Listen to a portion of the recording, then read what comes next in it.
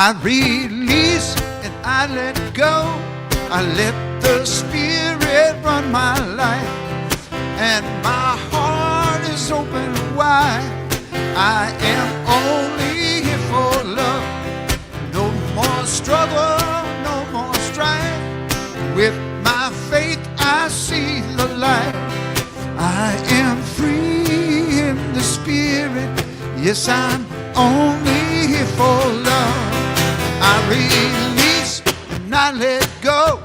I let the Spirit run my life, and my heart is open wide.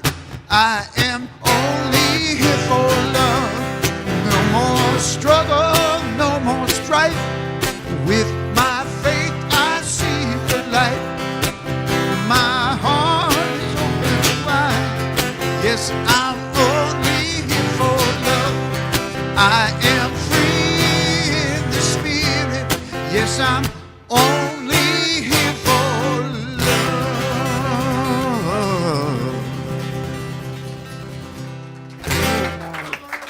Give yourselves a hand. Yeah. All right, so we're going to take you into meditation. Mary is supposed to be here, but there was an accident on the road, so she's coming a different way. So I'm your practitioner today. All right. Yay. So this is off the cuff, but this is what the page opened to, so we're going to do that. So I'm going to invite you to close your eyes and think of where you are. You're in a sanctuary of love. This is from the book 365 Tao. Golden light skims azure bay, dense air, heavy with laurel. Windless duck smears into the night, sonorous pool into a shelter grove. Though this world seems turbulent, there are still days and places where we can be afforded some tranquility. When this happens, it is right to the rest from the tribulations and strife of being in the world, and to take advantage of what is offered. Sometimes it may be a peaceful feeling of sunset, when the blaze of sun becomes reconciled with the horizon and the sense of acceptance lingers in the air. At other times it will be the essence and the chance encountered with a secret place, perhaps a grove of trees that promise a mysterious comfort. And so as you go into the meditation, I invite you to go to that sanctuary place within you and know that that's the right place to be. You don't have to go anywhere. You don't have to be any way. You don't have to do anything. Simply get to rest in the peace and the love of God.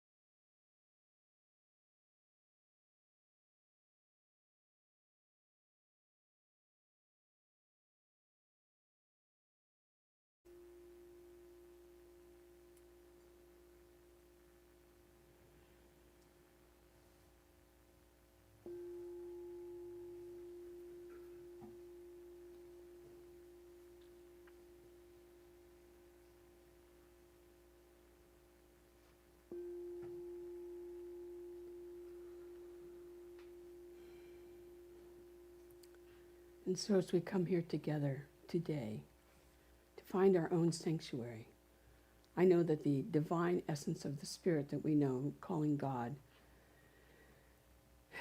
sits right in the center of each of us. There's no place where God is not. As we breathe in that breath, we breathe in the love, we breathe in the goodness that surrounds us. And so I bless this day. I bless Brian as he brings his deep, deep heart and his deep talent to Om. I bless Joe as he livens us up with his wonderful music. I bless the technology, those that are coming online, those that are here, those that will be here later. Knowing that as we do this work of our own, as we work together on our own, as we recognize that deep oneness within, we are revived, rejuvenated, and made whole. For that, I am so grateful. I'm grateful for everyone that's here and those that will watch us later. Knowing this, join me in saying, and so it is. Thank you. All right, so normally we welcome our guests online. So I'm going to ask you to stand up again, turn around, and let's say hello to everybody online. Can you get a picture up there? There we go. Hi, everybody. Glad you're here today. Sending love. All right. Hey, there we go. Wave back. There's a little delay so we get to see their reaction. All right, so let's give Joe a big, big welcome. Thank you. I'd like to do a little true story that I made up.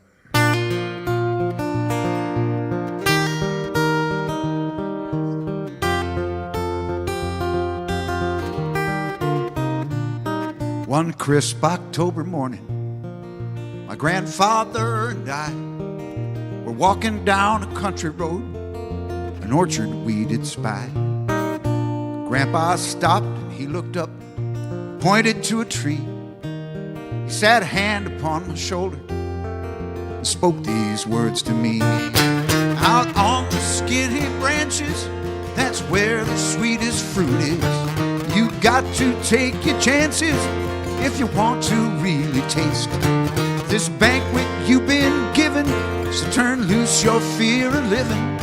You gotta go out on a limb sometime, or life would be a waste. You gotta go out on a limb sometime, or life would be a waste.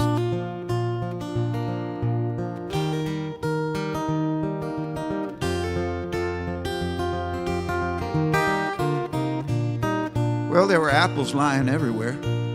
They're just scattered on the ground. So I bent to pick a ripe one up. Gramps said, "Put that down. If you only pick the easy fruit, you're gonna always live in doubt. So get up here on my shoulders, boy, and learn what life's about." Out on the skinny branches, that's where the sweetest fruit is. You got to take your chances if you want to really taste the banquet you've been given. So turn loose your fear of living. You gotta go out on a limb sometime, or life would be a waste. You gotta go out on a limb sometime, or life would be a waste. Well, I was scared as he bent down and lifted me so high that the morning sun seemed warmer and much brighter in the sky. He sat me on his shoulders, then commanded me to stand. He said, "I've got your ankles, boy. Reach high up as you can."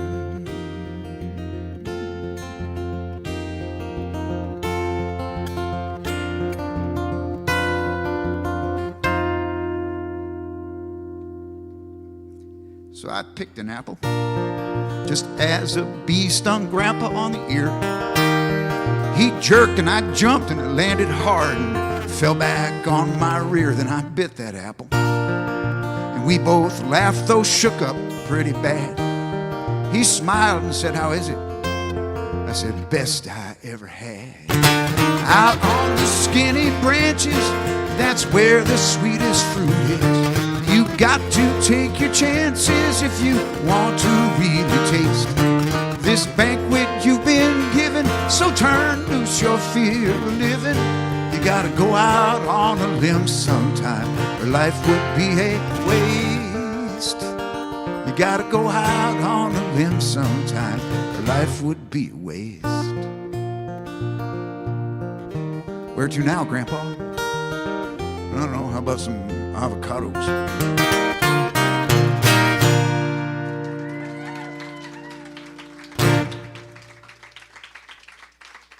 Thank you. Joe, I have an orange tree that needs some help. Okay. Me and Gramps will be right over. Seriously, I've got so many oranges this year, it's amazing. And I will bring some. They're at that stage where they just need to pop. When they do, my tree is going to be so full and heavy. Anyway, we have a special guest today, Friar Lottman.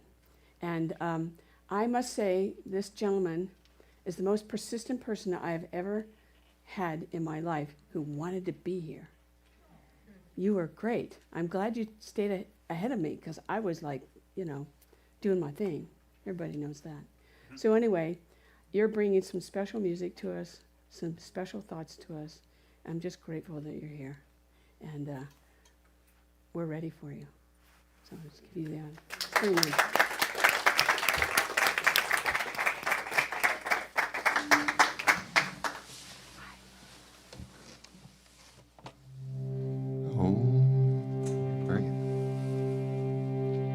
So you can sing with me this Sanskrit mantra. The words are Shanti Bol, Shanti Bol. Shanti is a word for what? Peace. Peace, Sanskrit word. And Bol means hooray. Hooray for peace. So we'll sing it together. You can sing it with me as you get the tune. Shanti Bol, Shanti Bol, Shanti, Shanti Bol, Shanti Bol, Shanti Bol, Shanti, Shanti Bol, Shanti Bol, Shanti Bol, Shanti.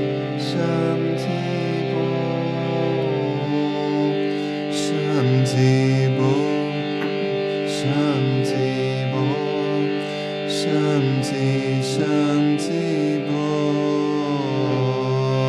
Shanti Bol, Shanti Bol, Shanti, Shanti Bol, Shanti Bol, Shanti Bol, Shanti, Shanti Bol,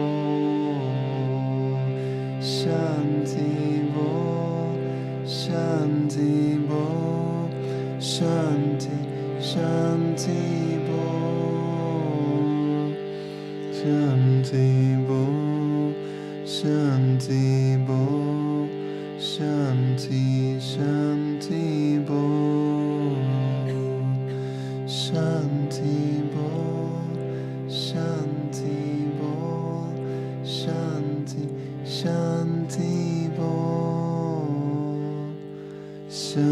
Shanti Bol, Shanti Bol, Shanti, Shanti Bol, Shanti Bol, Shanti Bol, Shanti. Shanti Bol, Shanti Bol, Shanti Bol, Shanti, Shanti Bol.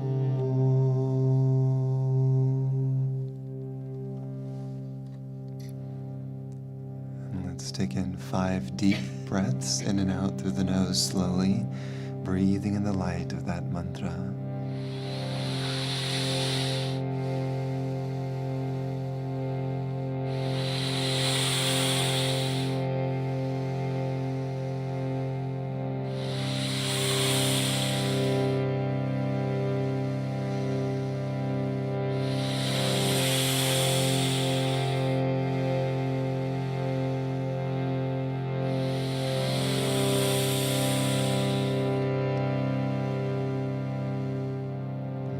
relax. And just try to feel the meditation.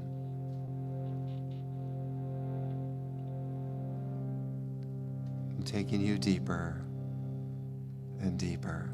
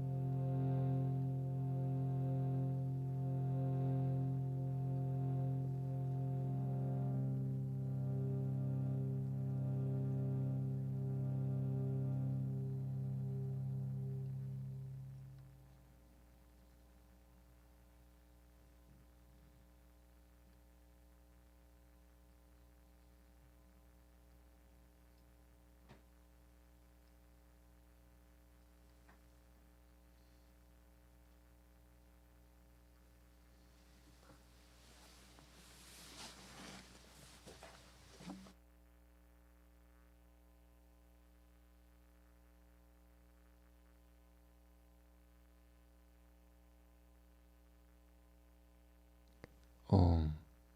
Very good. Hello, welcome. Namaste. My name is Brian, and I am a wandering monk. I've been traveling now for the past 14 years on the road, from city to city, and sharing spiritual gatherings at different unities, centers for spiritual living, healing centers, yoga studios. Whoever might be interested in sort of going into higher states of consciousness, you could say. So my hope is that my sharing will assist people in experiencing something more profound within their own being. I started actually in 2012, my journey. I'll tell you a little bit about the story. Talk about living on the edge. My spiritual teacher, who we lit a candle for, you can see it maybe behind me. I got some flowers especially for him to create a little altar to honor him. His name is Swami Purna, and he hails from the high Himalayas in India. They call him a Himalayan yogi. I will call him a great sage, an extraordinary saint in this world. And I went to go see him in Miami Beach, Florida, in 2012. We were having a retreat there with him, and he invited me into his quarters. And this was, I had no idea he was going to do this. I sat down at his feet, and he said to me, "Brian, now it's time for you to renounce everything and set off on the road and start sharing these spiritual gatherings." And at that time, I had been running a financial planning firm for 12 years, and a successful, easy life, very easy.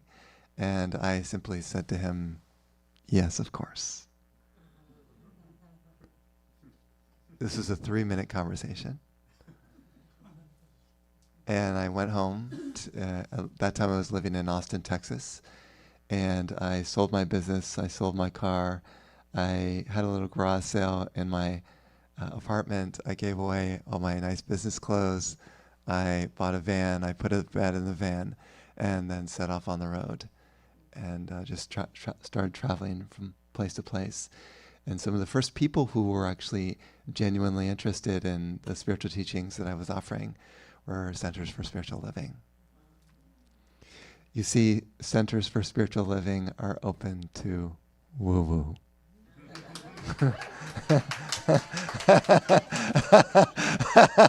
Wow, we got some clapping going there.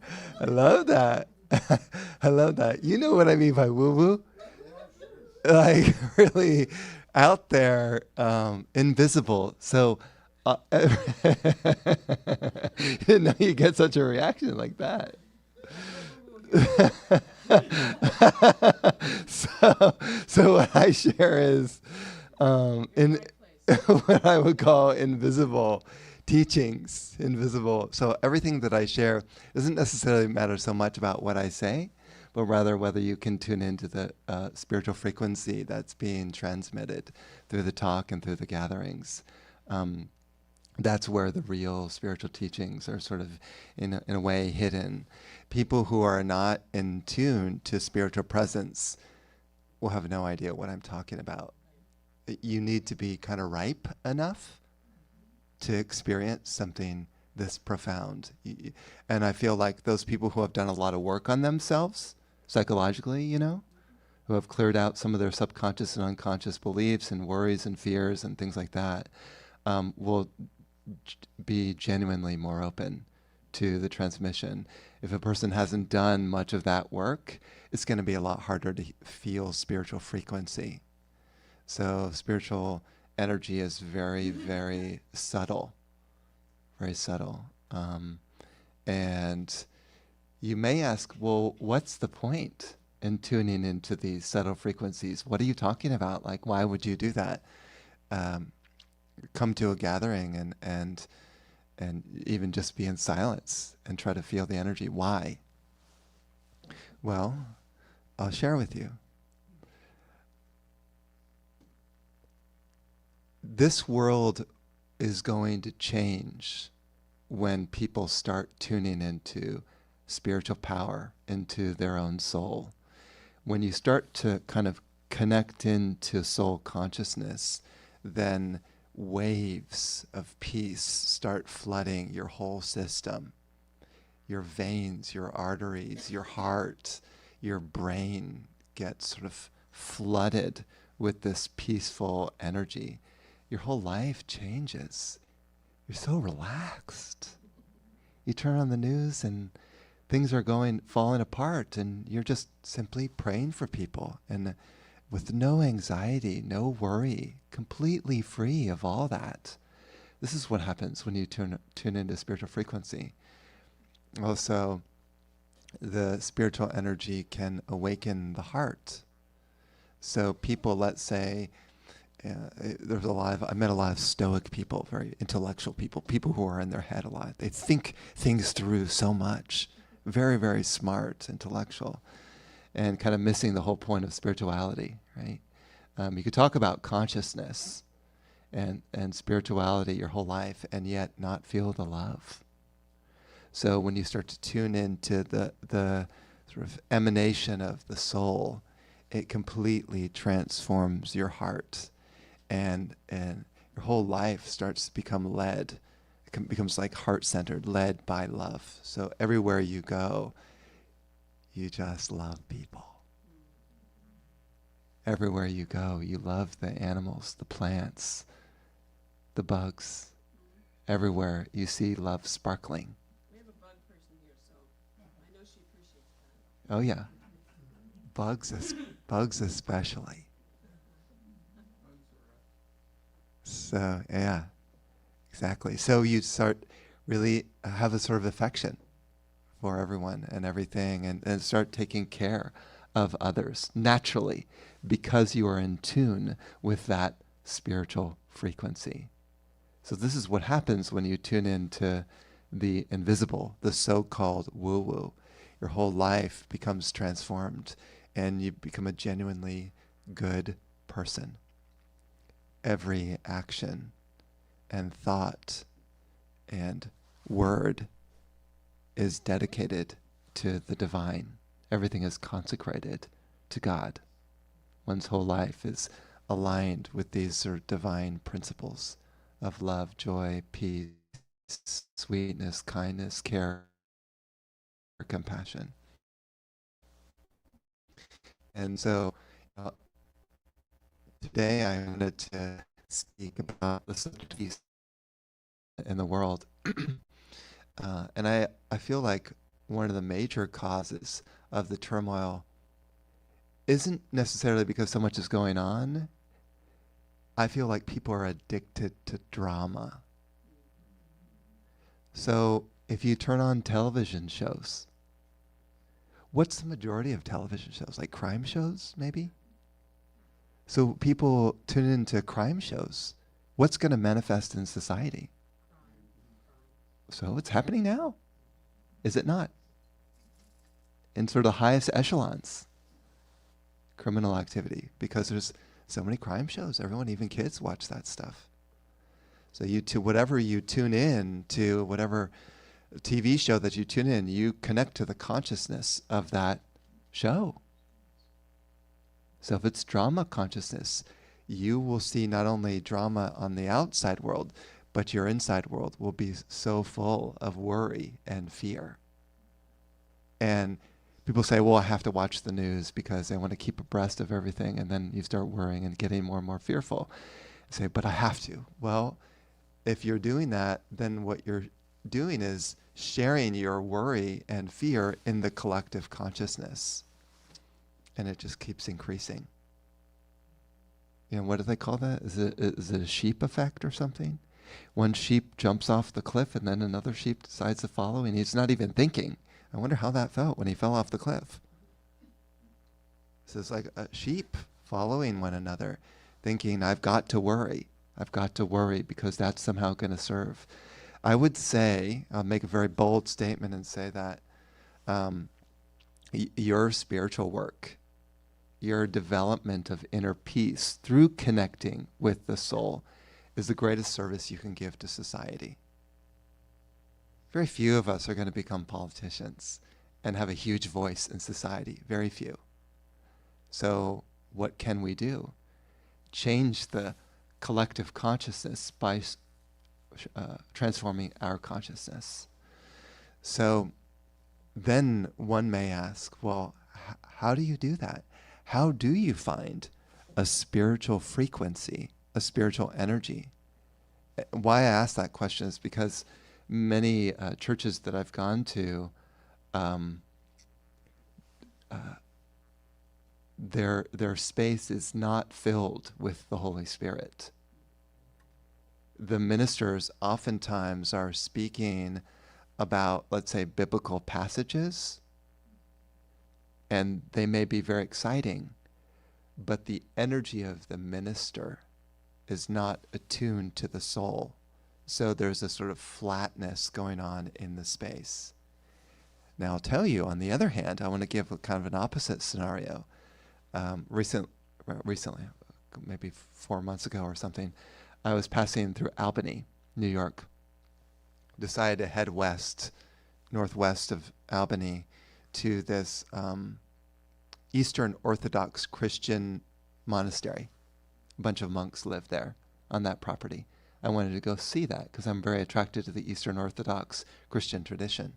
So I got there and met one of the monks, and he led me around the whole property, and I met some of the other monks, and it was really sweet. And we got into the church on the property where the monks were chanting liturgy. They call it the Divine Liturgy. Mostly, and maybe some of it in Latin. And the moment I walked in to that church, I could feel the Holy Spirit. That energy was so powerful. It sent me into sort of an ecstatic meditation. I sat and listened to those monks chant. And I said, these guys have something here. So many Christian churches I visited, none of them like this. These guys were intense about connecting to something higher. And they were basing their teachings on the previous elders who had very gone deep into the Christ consciousness. So they were connecting and honoring the elders. So they had pictures of all the great elders and saints that had come before, including Jesus and Mother Mary. They call it the Theotokos, the Mother Mary. And that the place was filled with light. I haven't even experienced that in any of the other centers that I've been doing this for 14 years. These guys had something special going on. I said, this is it. And this is the a mystical transmission.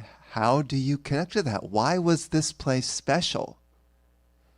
You know, when you've got a saint who's truly in attunement, in alignment with the energy of Jesus Christ, and that saint walks around, they're emanating like a sun, this spiritual power, this mystical energy, wherever they go. And again, if you have eyes to see and ears to hear, you will know. You'll know who's who, what's what. Who are these true mystical teachers? Get your teachings from those beings. That's where your life will change on a fundamental level. That's where your life will transform through connection to their voice, their teachings, whatever they share. I don't care if they're chanting the ABCs. It's who they are. They're living in a different plane of existence than a normal human. Tune into those teachings, and that will take you to the beyond, where Jesus Christ was living. You know, the true mystical Christ. Again, you could memorize the entire Bible and intellectually understand all the teachings about being a good person, being at peace, being compassionate. You can learn all of that very, very well and read many, many more books on that. Many New Age books have come out on that, many channel books actually. But if you're not experiencing it in the spiritual dimension, then you're missing the point. And I'll share with you like a very simple story. When I first went to a spiritual retreat, my very first spiritual retreat, this was in Austin, Texas. Went to meet a guy, his name was Brian, same name. And it was a 4-day retreat. Brian was very connected spiritually. And somehow, even though I was a newbie in spirituality, I could feel the frequency that he was sharing in that space. And so maybe halfway through the retreat, we all kind of sat on the floor, laid on the floor, and we did a really deep breath practice for almost an hour. And somewhere maybe 45 minutes into after, you know, like this kind of breathing, like really deep breathing, breathing in the Holy Spirit, breathing in the energy, I opened my eyes and my consciousness had shifted into another realm. My mind went into a meditation, like a flame turning on inside me, pushing me into this meditative state, and it never turned off. It just kept meditating me. So even until between then and now, Brian walks around in constant meditation. Everywhere is so peaceful, so full of joy, bliss, right? This sort of constant flow of meditation. So you ask about, well, do we just sit down and try to meditate and still our mind? What if your mind is always flowing in meditation, always buoyant, always lovely? What if your mind is there already? You don't need to sit in meditation to get there, to try to quiet your mind or whatever it is people do. You're a living embodiment of meditation. That's how you spread peace.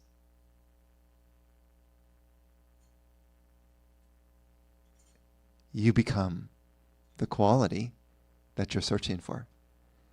And then, when you're in a world where things seem to be falling apart and everyone is worried, you're like space. No one can touch you. No news can touch you. No fears of others and worries will it all. It's when I say like space, it just kind of passes through you. Untouchable. That is the energy of peace, and this is how we change the world. So I mentioned at the beginning this mantra that we sang together. Does anyone remember it? Yes, Shanti Vol, that's it. Shanti means peace, but divine peace. What does that mean, divine peace? What's the difference between human peace versus divine peace? Human peace is when you sit down in front of your TV and you watch a great TV show and you relax and you sit back on your bed and you enjoy that TV show and you eat some popcorn and bonbons. You feel peace. You feel so relaxed in front of that TV show. This is what most of us do to wind down after work. I'm so tired. It's a hard day's of work. I'm going to sit down and do that. That's considered as human peace. So temporary. 30 minutes later, your mind is revved up again and worried again. And, those bonbons, they don't do it. They're very so much a temporary high, aren't they? The pleasure doesn't last for long. So that's human peace, very temporary. Divine peace is endless flow of peace. Meditation, the mind becomes silent. Anyone here have a silent mind right now?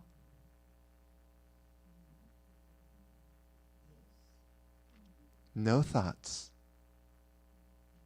It is such a rare state to find. But this is true spiritual peace. This is divine peace. This is what we're longing for. So we don't need the bonbons and the television show to make us happy anymore. We won't even think of doing those things. Our peace is so vast. You see, all the pleasures of the world won't even make any sense anymore. Internally, we're living in that spaciousness forever and ever. That is divine peace. That is what I would love to share. And one of the most powerful ways I found is through mantra, what we just chanted. There's a reason why I share these mantras for you, not to just have some fun singing some songs together, but to tune in to the frequency behind the mantra. The spiritual frequency, there's something hidden, deeper. All the mantras I've received have come from my teacher, Swami Purna, who is an enlightened being. So when you receive a mantra or power word from the enlightened being, now you have a piece of that guru, you have a piece of that spiritual teacher that you can take with you, and it becomes empowered, and then when you use it, it's much more amazing than if you just got it off of Google or AI. So the enlightened being helps to trigger or activate the divine force within you so you too can experience it. If we don't have help from those great beings, it's going to be very hard to conquer human consciousness. Our mind will continue to dominate us lifetime after lifetime after lifetime. We need rocket fuel to break out of this mad mind. So I wanted to conclude with one more song for you before this is my harmonium, my companion, and I'll sing one more, which you can sing with me to sort of help you to connect.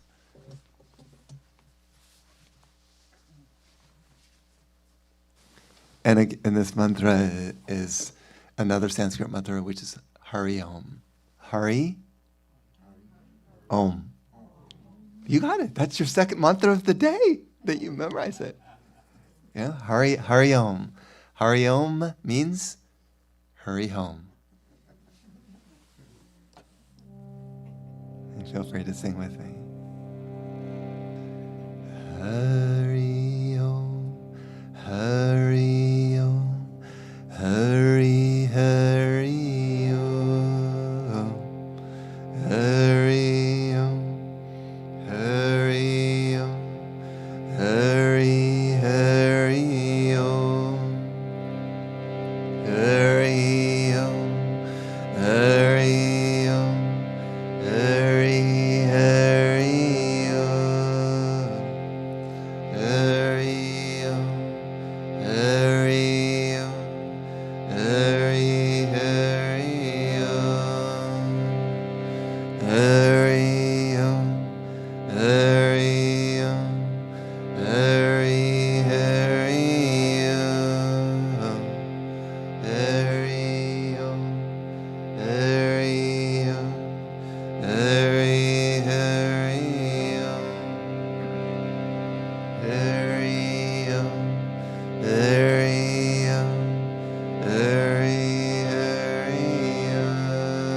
hurry-o, hurry-o, hurry, hurry-o, hurry-o,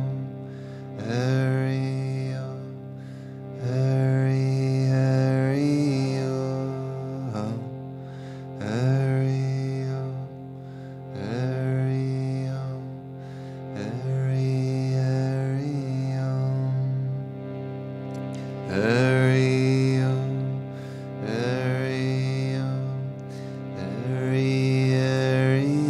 hurry-o, hurry-o, hurry-o, hurry, hurry-o, hurry-o, hurry-o, hurry, hurry-o, hurry-o, hurry-o, hurry, hurry-o, hurry-o, hurry-o, hurry, hurry-o, hurry-o, hurry-o, hurry,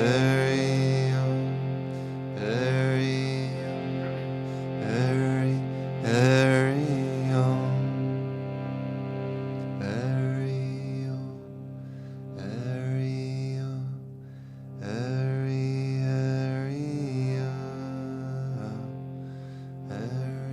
hurry-o, hurry-o, hurry, hurry-o.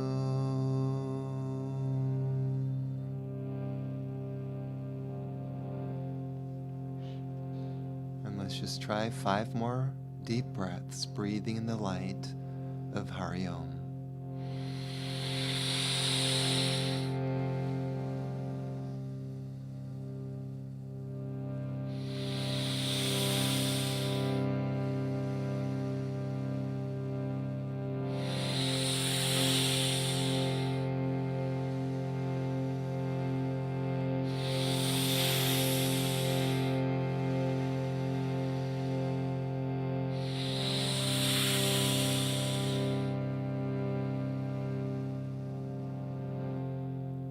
And just dive into the presence right now.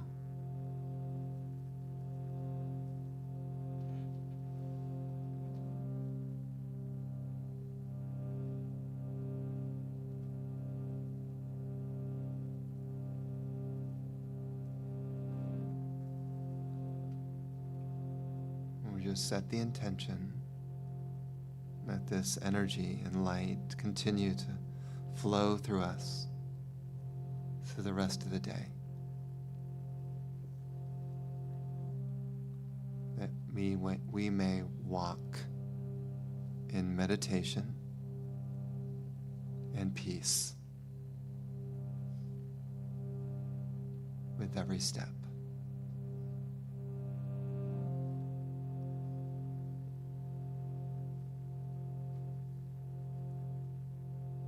And so it is, and so it will be.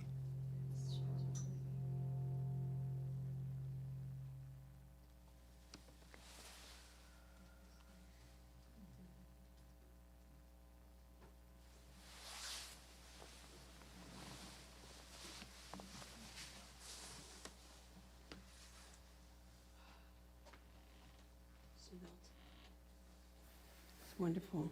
Just a round of applause.